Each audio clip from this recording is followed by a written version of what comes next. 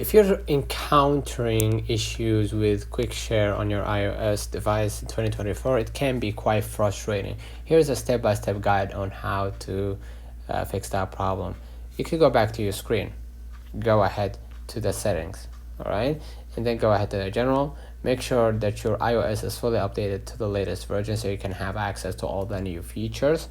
And if you don't have any updating our upcoming update, what you're gonna do, you're gonna just go ahead to the iPhone storage and basically you're gonna try to pin down quick share, right?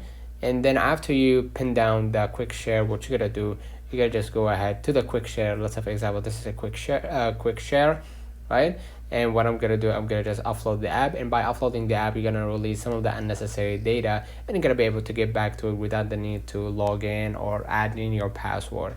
If you're still facing that same issue, you need to delete the app from your iPhone. So you're gonna hold the app, this is a demonstration, click remove and double click to remove the app, and then go ahead to your app store in Google Play again and re-download it and log in again, and that should fix your problem. Let me know in the comments if this video helped you. Don't forget to like and subscribe, turn on the notification bell to receive every video we upload. Thank you.